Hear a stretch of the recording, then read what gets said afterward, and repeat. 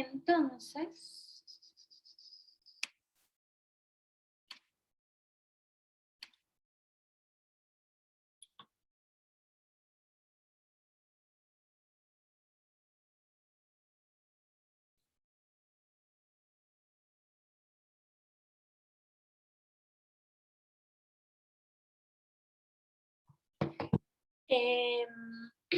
pasamos a la primera clase del semestre, y la primera clase en intervención en trastornos del lenguaje y cognición, ¿ya? Entonces lo que vamos a hacer hoy día, vamos a repasar las orientaciones teóricas y enfoques terapéuticos, y lo más importante que quiero que les quede claro en realidad, que cuando nosotros realizamos intervención fonoaudiológica tenemos que tener en cuenta toda la dinámica, todo lo que rodea al usuario. No podemos pensar que ese usuario es una persona individual, porque esa persona se relaciona socioemocionalmente con su familia, además tiene un nivel cognitivo que es propio de esa persona, que puede estar o no alterado, y además hay un aspecto que es físico y estructural que también va a determinar cómo se desarrolla la comunicación en esa persona, ¿ya?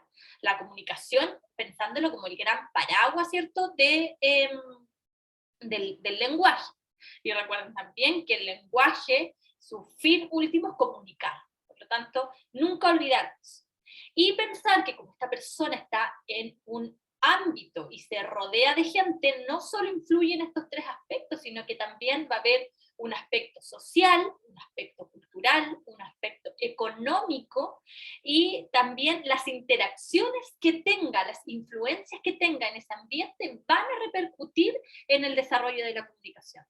¿Qué quiere decir esto? Que cuando nosotros pensamos en la asignatura del año pasado, en evaluación y trastornos de lenguaje y cognición, pensamos que nosotros comenzamos con una anamnesis, ¿ya? Desde ahí parte la historia, ¿ya? Cuando la persona que requiere la atención se sienta frente a nosotros y nos empieza a contar su historia clínica, y nos empieza a contar qué es lo que necesita, y nos empieza a decir por qué está donde está, nosotros empezamos a armar este rompecabezas. Y este rompecabezas termina cuando nosotros somos capaces entonces de tomar toda la información que obtuvimos de la anamnesis, que obtuvimos de la evaluación que determinamos realizar, la llevamos a un informe fonoaudiológico y extraemos esa información para realizar el plan de intervención y empezar con, obviamente, la terapia.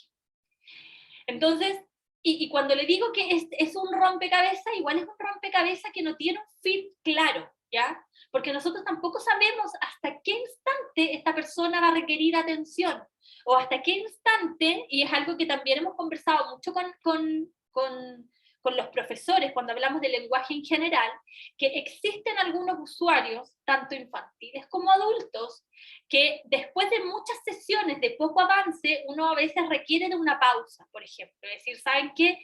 Esto tocó, digamos, no sé si tocó techo la habilidad, pero por lo menos este objetivo planteado tocó techo. Entonces, hagamos una pausa con esto, no sé, modifiquemos el plan, e incluso pongamos en pausa la terapia por el verano, por una temporada, y volvamos para ver qué es lo que sucede en ese tiempo.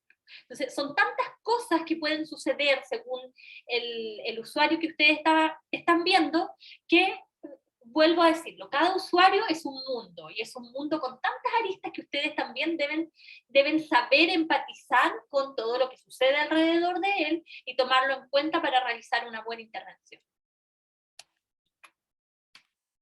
Entonces, cuando hablamos de los enfoques y principios, por lo menos en lo que está relacionado con el área infantil, me quiero quedar con la idea de que mientras más significativa sea la experiencia de intervención, el aprendizaje será más o podrá internalizarse de mejor manera. Entonces, cuando nosotros hablamos de enfoques y principios, esto está relacionado también con el tipo de intervención que vamos a hacer, qué tan motivadora va a ser. Entonces, cuando hablamos de los modelos del lenguaje, que tienen que ser integrales, y que nuestros objetivos tienen que ser reales para ese usuario, ¿ya? Lo vamos a vivir cuando tengan que hacer los planes de intervención tipo. Lo vamos a vivir, lo vamos a discutir cuando veamos los planes de intervención tipo, porque ustedes se van a dar cuenta que realizar planes de intervención tipo es súper positivo, pero ese plan de intervención tipo que ustedes van a realizar no va a ser aplicable al 100% para todos sus usuarios, porque va a ser un plan de intervención tipo, ¿ya? Lo ideal, una persona que pueda presentar dificultades en todos los niveles del lenguaje. Entonces vamos a aprender algunas técnicas, por decirlo así, o algunos procedimientos que, una, les van a servir para quitarse tareas de encima cuando tengan que elaborar planes, pero que no van a poder aplicar para todos sus usuarios de la misma manera, ¿ya? Entonces, vamos a ver cómo vamos a ir entregando experiencias que permitan el aprendizaje de la habilidad que nosotros queremos entregarle a estos niños, sin olvidarnos de que nosotros estamos en un contexto box. No sé si se dieron cuenta que hoy estoy en un box. Hoy estoy haciendo la clase desde el SECH. Estoy haciéndolo desde la Clínica de Estudios de la Comunicación Humana. Viajé muy tempranito desde Tomé para estar acá haciéndoles la clase porque después tengo una reunión acá. Entonces, en este contexto box en el que estoy yo, en un box de, ¿cuánto será esto? De 3x3, yo puedo hacer muchas cosas. Puedo hacer un montón de cosas, de hecho.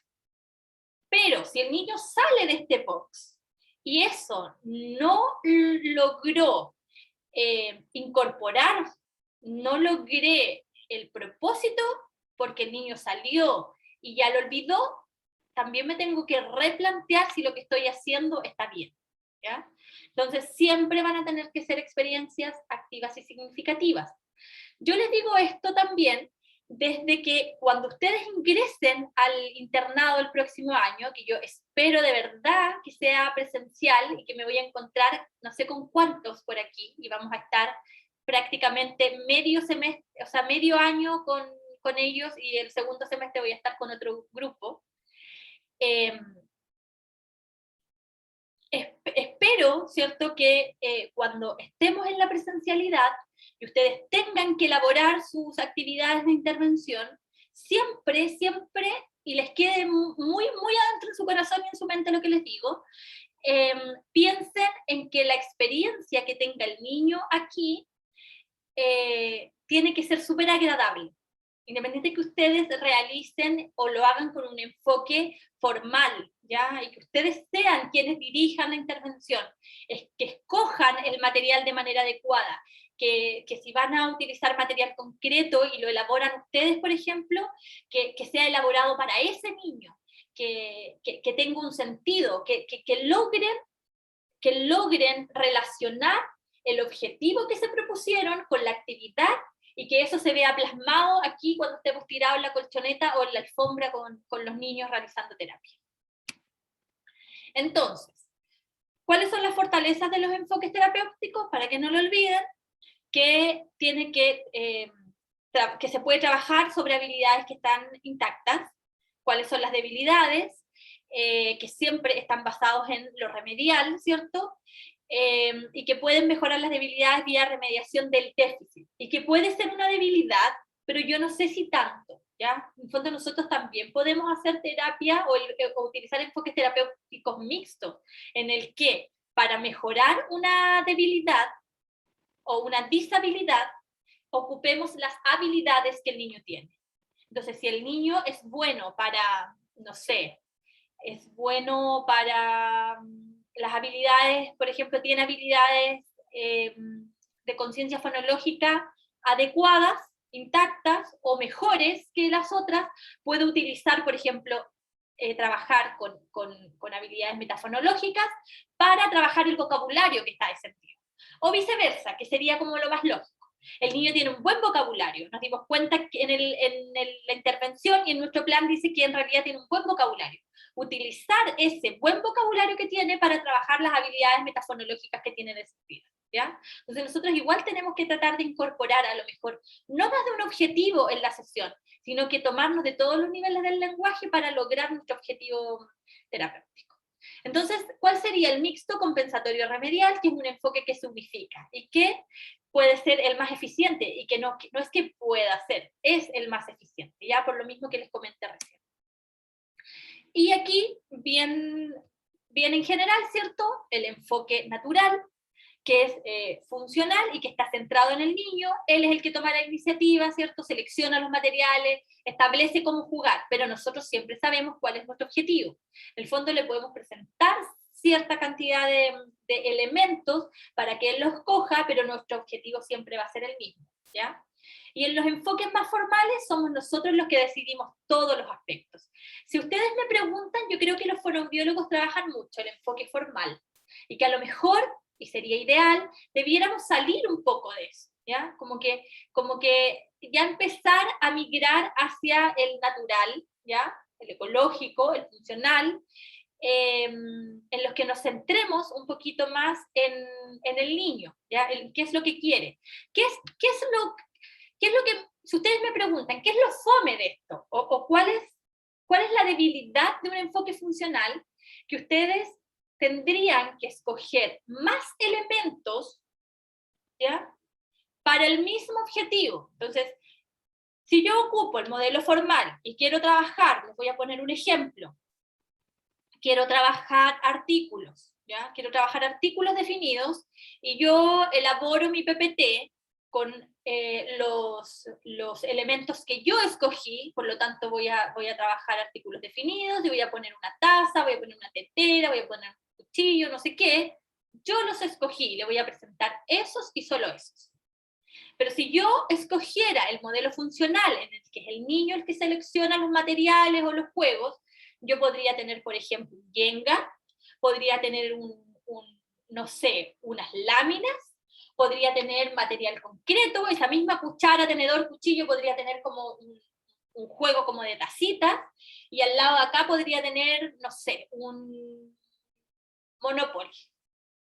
Y decirle a él, ¿cuál le gusta de todos los juegos? Entonces, si el niño escoge el Jenga, y este es un Jenga obviamente que está adaptado para el niño, cada bloquecito del Jenga va a tener un dibujo, ¿cierto?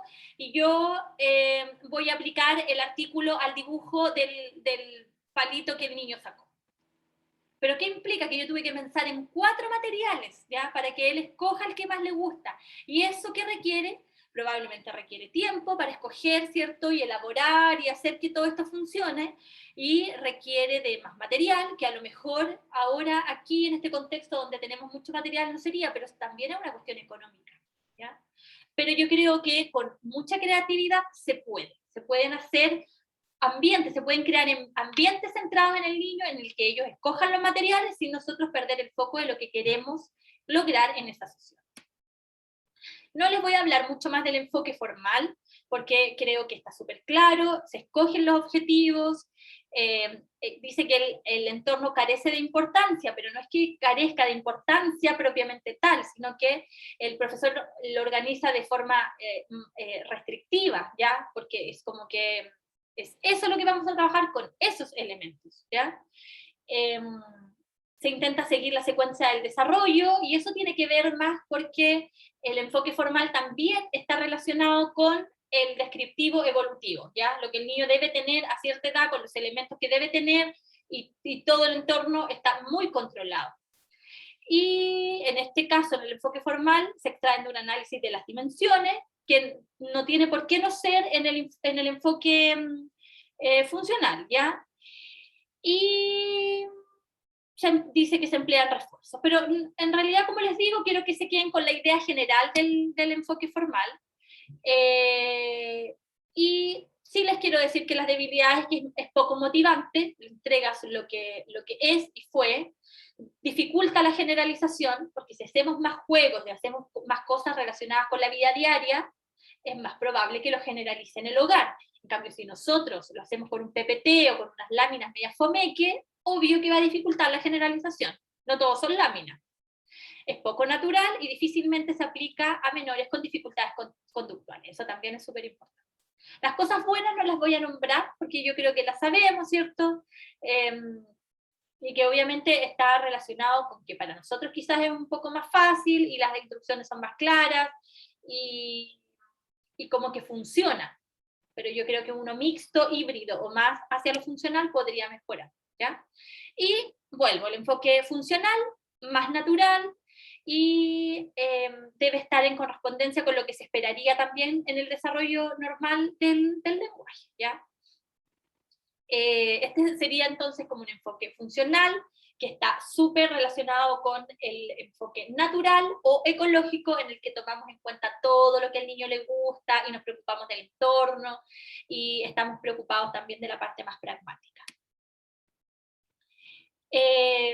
Importante involucrar al niño. Recuerden que aquí esto no es pasivo, el niño es quien tiene que estar muy interesado y nosotros tenemos que hacer que esto sea súper, súper lúdico. Es más motivante, permite de mejor manera la generalización y nos permite reforzar en un ambiente más natural. ¿Qué es lo malo de esto? Menor control del adulto. Obviamente, si nosotros le colocamos 4 estaciones con dibujo y empezó por el Jenga y se aburrió del Jenga y después va a ir al otro, es más difícil controlar, ¿cierto? Pero yo creo que también tenemos que ser flexibles en eso. Y requiere de un menor con una cognición, dice ahí piso cognitivo, pero en el fondo lo que está diciendo es que cognitivamente debe tener una base necesaria para que sea capaz también de escoger. O sea, si estamos con un niño con una discapacidad intelectual considerable, es probable que sea más complicado, ¿ya? Aquí dice que hay dificultad para trabajar objetivos específicos. Yo no estoy tan de acuerdo con eso. Es lo mismo que les dije, o sea, uno puede tener bien claro el objetivo.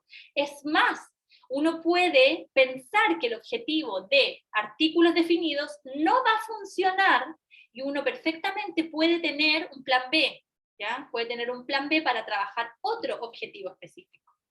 Entonces, eso también es importante porque a lo mejor puede presentar dificultades para trabajar con objetivos específicos, pero somos nosotros también los que, a pesar de estar en un ambiente natural, podemos controlar un poco eso. Si nosotros hacemos un buen plan de intervención y sabemos lo que el niño necesita, podemos tener en mente lo que queremos trabajar con él y ese objetivo específico igual se va a cumplir, ¿ya? Y dice que las oportunidades pueden verse limitadas para intervenir la conducta objetiva. Sí, la verdad es que no es que difiera de eso, sino que creo que con una buena experiencia y con practicando esto se puede lograr hacer un enfoque funcional con las mismas fortalezas de un enfoque formal. Ya, vamos entonces, luego de hablar de los enfoques formales y funcionales, vamos a pasar a los modelos terapéuticos también de manera bien general. Recuerden que los modelos, eso es teoría, ¿cierto? Que obviamente nos ayudan a representar cómo va a funcionar esta intervención y que lo que más me interesa es que entiendan que no necesariamente tienen que escoger un solo modelo de intervención. Si yo les digo que un niño o una persona es un mundo, ¿por qué tendríamos nosotros como terapeutas que limitarlos a un solo modelo de intervención? Yo no creo eso y espero que ustedes tampoco, ¿ya? Entonces, si ustedes sienten que un usuario necesita un modelo porque se apega a su diagnóstico o al trastorno que presente, pero les gustaría complementarla con otro porque creen que ese otro puede mejorar o puede desarrollar otras habilidades, adelante, utilícenlo. Lo importante de conocer los modelos es que les va a permitir, ya, pararse en el principio, ya, y determinar qué camino van a seguir con este plan y saber la meta a la que van a llegar, ya, qué es lo que quieren. Entonces, abajo dice, hay tantos modelos de intervención como teorías de lenguaje, son muchos, nosotros aquí vimos algunos, y es posible discutir cómo las diferencias influencian la práctica clínica teniendo los modelos y las suposiciones claras de ellos. Entonces, tenemos modelos lingüísticos, conductuales, cognitivos y clínicos. El modelo lingüístico, entonces, está de acuerdo, la teoría dice que de una incapacidad lingüística independiente debe ser tratada dentro de un marco lingüístico, o sea, todos los problemas de lenguaje que tenga un niño, un adolescente, un adulto, debe ser tratada dentro de un marco lingüístico, ¿ya? Y se basa entonces en que, en el conocimiento que poseemos del funcionamiento cognitivo, es mucho menos seguro que el de la estructura y del uso lingüístico, ¿ya? Y que aunque en las primeras edades puede ser difícil la disociación de las deficiencias lingüísticas de las que no son lingüísticas, cuando el niño va creciendo, esta distinción se va haciendo más clara. Entonces, este modelo se basa siempre en la estructura lingüística. Entonces, desde un enfoque formal, buscan el modelo del lenguaje adulto como la meta.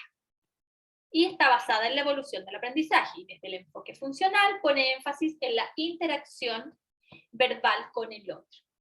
¿Qué es lo importante de este modelo lingüístico? Sobre todo en lo funcional, es que si nosotros quisiéramos hacer un plan terapéutico desde el enfoque funcional y modelo lingüístico, nosotros, por ejemplo, con un niño de tercero básico, o primero, segundo básico, nosotros todo nuestro contexto, todo lo que rodea nuestra terapia tendría que ser en función de situaciones lingüísticas, o sea, que el niño converse, que el niño hable, contar cuentos, qué te pasó, le paso un juguete, que me cuente lo que está sucediendo. Tiene que ser muy, muy, muy real. ¿Y cómo haríamos nosotros para ir trabajando las habilidades que tiene descendidas? Lo haríamos a través de estrategias de intervención fonoaudiológica. Y es ahí donde todo esto, este rompecabezas, se va armando, porque tendríamos que usar modelado, reformulación. Si el niño me dice una palabra mal, nosotros tendríamos que repetirla correctamente. Si el niño dice una palabra mal, no solo la tendríamos que repetir correctamente, sino que incorporaríamos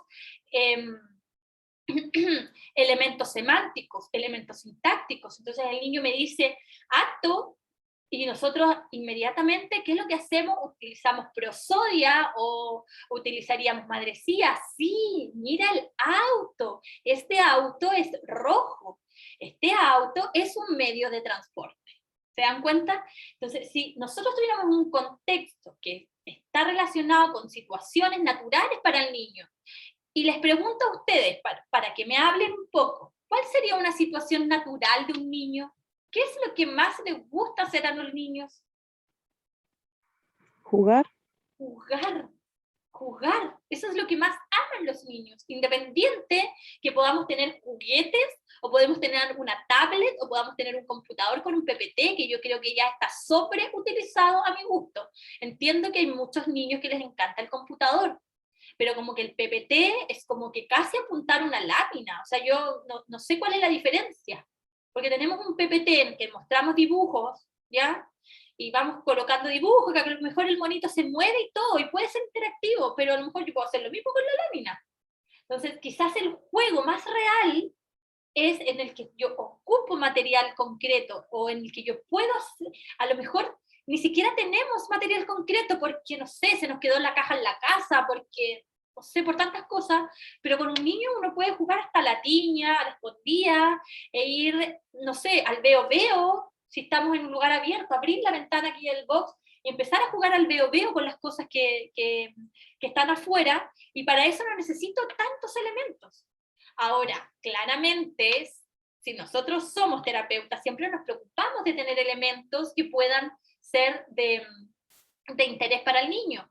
Ustedes saben que el señor Carapapa es como que para nosotros es un dios, así como que podríamos hacerle, no sé, un altar, porque a todos los niños les gusta jugar con el señor Carapapa, porque además de que es súper entretenido ir encajándole las piezas, o hacer un monstruo y colocar la nariz en la oreja y, no sé, las manos en la boca. O sea, además de que es súper entretenido, es como súper chistoso, y que hay un montón de piezas, uno puede trabajar muchas cosas con eso.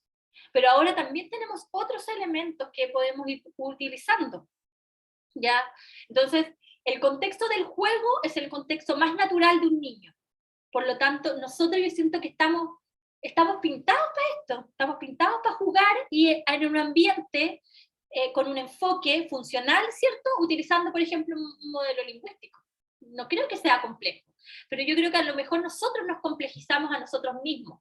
La tarea, la labor de escoger algo, los elementos para realizar una terapia fantástica, si a lo mejor tenemos las cosas a nuestro alrededor.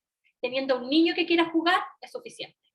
Ahora, ¿qué es importante? Que a lo mejor yo les hablo de eso, y es un niño con TDL a lo mejor. Es un niño con TDL, que cognitivamente obviamente está relativamente bien, ¿cierto? No hay una discapacidad, pero ¿qué pasa cuando hay una discapacidad? Y ahí nos cambia un poco. Y es por eso que aparecen otro tipo de modelos, ¿ya? Porque si fuera por eso, para todos los TDL podríamos utilizar un modelo lingüístico con enfoque funcional jugando, y sería fantástico. Pero como nosotros, además de ver TDL, ¿cierto? Vemos otro tipo, van apareciendo, ¿cierto? Otro tipo de modelos, como este, ¿cierto? Que con la conceptualización del lenguaje como conducta, ¿ya? Y en este caso, cuando es conductual, podríamos pensar, por ejemplo, en un niño con trastorno del espectro autista, ¿ya?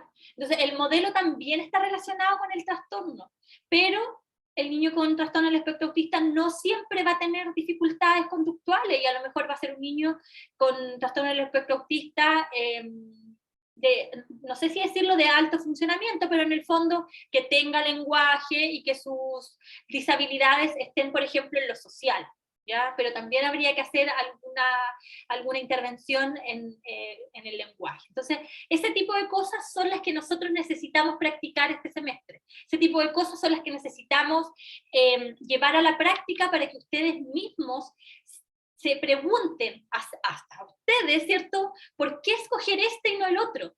¿Por qué escojo este? ¿Por qué decido utilizar el modelo conductual y no el lingüístico con este caso clínico? ¿Ya? Y que el otro año, cuando lleguen a sus prácticas, también le den una vuelta, ya no solo hacerlo, como por cumplir, sino que de verdad ir tratando de que este rompecabezas se arme para ustedes. Ya. Entonces tenemos también el modelo cognitivo, ¿por qué se diferencia del otro en realidad? ¿Por qué un modelo cognitivo es distinto de uno lingüístico? Porque les dije que el lingüístico se basa, y como que la base de eso, ¿cierto? Es que para aprender lo lingüístico tiene que ser en un contexto lingüístico, está todo relacionado con lo lingüístico, ¿ya? Y con las dimensiones del lenguaje y con los niveles del lenguaje. Pero cuando hablamos de un modelo cognitivo, nos dice que nosotros tenemos que incorporar, ¿cierto? Además de que el procesamiento de las dimensiones del lenguaje tienen que estar ahí, las rutas de procesamiento.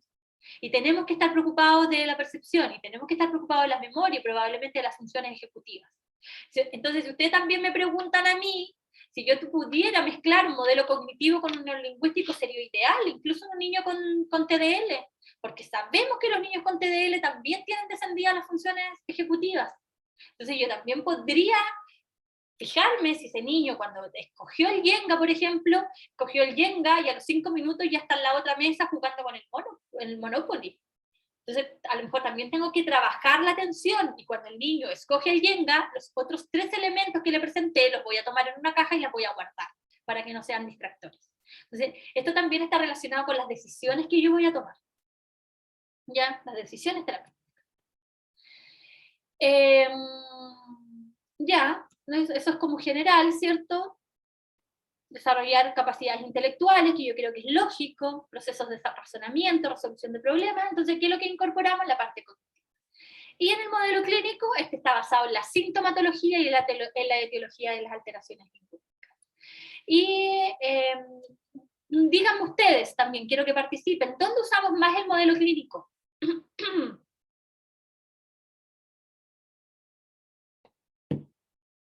¿Dónde se usa más el modelo clínico?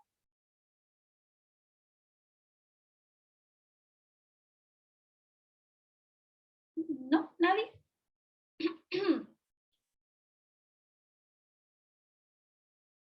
No, parece que nadie me contesta. Hay alguien me habló, ay, pero por el chat, ¿por qué me hacen esto? Ah, ya. ¿Dónde? Cuando digo dónde, es como que ustedes piensen, ponte tú, que el fonoaudiólogo se puede desarrollar sus labores en colegio, puede desarrollar sus labores en hospitales, en CESFAM, no sé, pues, en escuelas de lenguaje. A eso me refiero.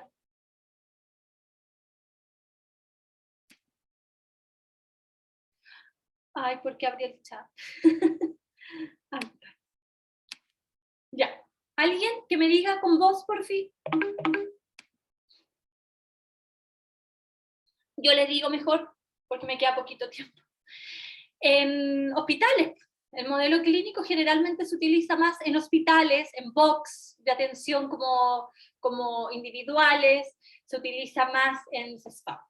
¿Y por qué es modelo clínico? Porque claro, está basado en la sintomatología, ¿ya? A pesar de que yo creo que ahí también hemos avanzado a utilizar otro tipo de modelos cuando no estamos en clínica, y podemos usar otro tipo de modelos que sean lingüísticos, también cognitivos, etc. Yo creo que estamos migrando siempre a lo natural, a lo ecológico y a utilizar más de un modelo. El modelo sistémico, entonces, indica que no todos los problemas comunicativos están en el niño, sino en la relación entre los hablantes. Sistémico, sistema, ¿ya? Sistémico. Recuerden que son teorías eh, eh, que han elaborado autores. En este caso, Reapol, el 2007 nos habla del modelo sistémico, ¿ya? Entonces dice que nosotros vamos a poder solucionar algunas cosas si nosotros cambiamos el medio. A mí igual me encanta el modelo sistémico, se lo tengo que decir, porque siento que todo lo que le he hablado para atrás, aquí le he hablado de modelos, o sea, de enfoque funcional formal y de modelos lingüísticos, cognitivos, etcétera, pero siempre pensando en el niño. Pero el modelo sistémico incorpora lo realmente natural, y que es lo que les dije cuando empezó esta clase, el entorno. ¿Qué es lo que pasa alrededor? ¿Ya? Entonces, ¿qué sugiere este? Que el ambiente interactivo debiera ser un foco de cambio. Y cuando yo cambio el ambiente, yo voy a provocar un cambio en ese niño. Yo lo encuentro fantástico, porque si yo le digo a la mamá de este niño con trastorno generalizado del desarrollo, ya con un síndrome desconocido porque los papás le están haciendo cariotipo y muchas cosas, pero yo le digo a la mamá que ella empiece a usar énfasis prosódico, que empiece a hacer reformulaciones, que nombre todo lo que está alrededor. Eso es un modelo sistémico cuando yo incorporo a la familia. Y si ustedes me preguntan, siempre debiéramos incorporar a la familia, no debiéramos, ¿por qué no? ¿Ya? Ya, voy a pasarlo rapidito entonces. Importante. ¿Qué dice aquí? Clientes con discapacidades severas, la meta no son las habilidades apropiadas para su edad, y eso también es importante que lo tengan claro en realidad cuando escogen un modelo. Cuando escogen un modelo, saber también que el trastorno y lo que nos estamos planteando sea acorde a lo que presenta al diagnóstico. Entonces, el ambiente debe ser responsivo, debe tener un ambiente activo ya, y dice ahí que siempre debemos preguntarnos cómo el ambiente puede ser más significativo para la comunicación. ¿Cómo podemos hacer que el ambiente sea cada vez más significativo para que los niños se comuniquen? El categórico, ¿qué hace? Organiza los trastornos del lenguaje bajo síndromes de conducta que lo acompañan, y entonces está relacionado siempre con el síndrome, ¿ya? Entonces, como que busca una etiqueta categórica o diagnóstica. La verdad es que sí, es bueno sobre todo cuando hay algunos diagnósticos que vienen con unas disabilidades lingüísticas propias del diagnóstico. Pero vuelvo a repetirlo, usted dirá, nota la profe, que es repetitiva. Si cada niño es tan distinto a otro, el modelo categórico a veces se me cae. Pero se me cae no porque el modelo sea malo, se me cae porque nosotros hacemos que el modelo sea demasiado categórico. Es como ya, modelo categórico para síndrome de Down y lo aplico para todos los niños con síndrome de Down que tengo, porque tengo 3.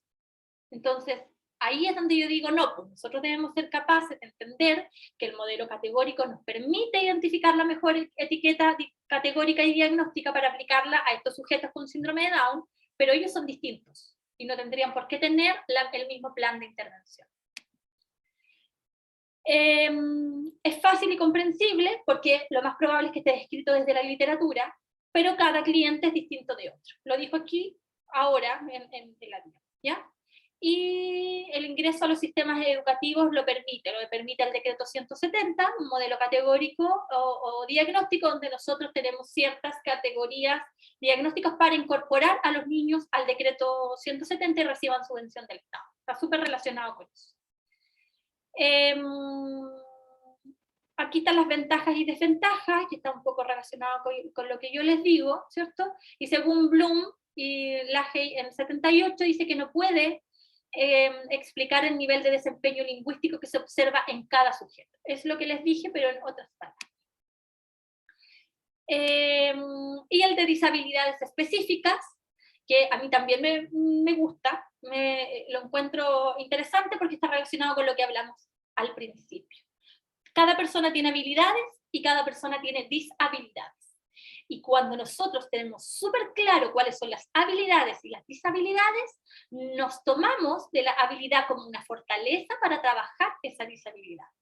Entonces, yo también lo encuentro bien interesante en el sentido que ustedes, si hacen un plan de intervención con este modelo, tienen que obligatoriamente fijarse en las habilidades, y eso debiera estar implícito en su informe fonoaudiológico, debiera estar implícito o explícito, en realidad, en su plan de intervención. ¿Qué es lo que dice este enfoque entonces? Que para mejorar el lenguaje debemos identificar áreas de diferencia neuropsicológica y mejorar la producción de los procesos mediadores. En realidad, a las habilidades que tiene ¿ya? No olvidarse de eso. Y el descriptivo evolutivo, que se usa bastante, sobre todo con los niños con TDL, es un modelo que, claro, forma, contenida y usa, ya aborda un poco las dimensiones, también los niveles, y lo importante de esto es que sigue la secuencia normal del desarrollo. Si yo tengo un niño de 4 años que no emite varios fonemas, yo me voy a ir al desarrollo de estos fonemas y voy a determinar que voy a empezar por la M, porque ya debiera tenerla hace mucho tiempo, no voy a trabajar la R porque todavía nos queda un poquito de tiempo para trabajar. Entonces, si yo conozco la secuencia normal del desarrollo del lenguaje y sé que el niño debe saber primero las partes del cuerpo, por ejemplo, que los instrumentos musicales, este modelo me permite organizar muchísimo la información. Y esto hace que nosotros tengamos que conocer los hitos del lenguaje, ¿ya? Si nosotros sabemos cuál es la secuencia normal del desarrollo, vamos a saber lo que está alterado y vamos a poder también trabajarlo en orden, ¿ya? Ya, estas son generalidades, ustedes ya la conocen, y igual se las muestro para que si ven la clase de nuevo puedan saber, ¿cierto? Que por algo se llama descriptivo, porque recoge un perfil muy detallado. Evolutivo, porque determina en qué parte del desarrollo normal se encuentra este niño, niña, adolescente, y cuál es la etapa en la que tengo que seguir, ¿ya? Es bien organizado en realidad este modelo. Y solo para terminar, ¿qué va a ser esto? Estrategias de intervención, que también las nombré, son las que vamos a usar para cada una de nuestras intervenciones, y no las pueden olvidar. Aquí hay algunas, nosotras ya las pasamos, y mi compromiso, como siempre me gusta comprometerme, es que les voy a hacer un documento en el que voy a describir estrategias de intervención con ejemplos, para que ustedes sepan cómo usarlas. Porque cuando yo les pida el registro de sesiones de las terapias que ustedes van a tener que elaborar, vamos a tener una columna en la que ustedes me van a colocar qué estrategia de intervención se va a usar para esa sesión, para que ustedes lo vayan haciendo cada vez más, ¿cómo decirlo? Para que pase de la teoría, porque esto es teoría para ustedes, énfasis prosódico, reformulación, extensión, modelado, esto es teoría para ustedes. Yo quiero que esto pase a su memoria a largo plazo, lo incorporen de tal forma que las utilicen, obviamente, ¿ya? Dudas, preguntas, porque con esto damos por terminada la clase.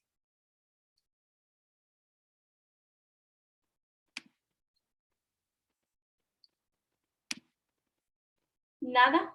Bien haber hecho este repaso, mal haber hecho este repaso.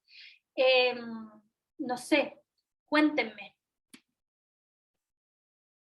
Ya, todo claro, me dicen por ahí. Siempre es bueno repasar, profe. Siempre es bueno repasar, estoy súper de acuerdo, sobre todo porque esta es la base de todo lo que viene. O sea, como que de aquí ustedes van a tener que seguir haciendo cosas.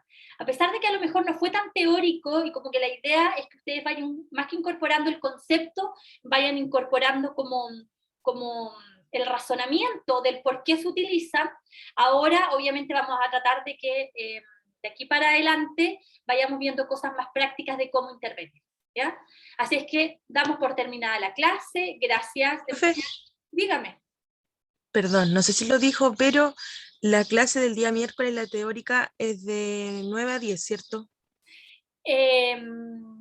Sí, la verdad es que yo creo que la vamos a hacer como de 9 a esta hora. ¿Se dan cuenta que yo me demoro casi siempre como lo mismito? Y les dije, ¿se acuerdan también que les dije que les iba a dar 10 minutos de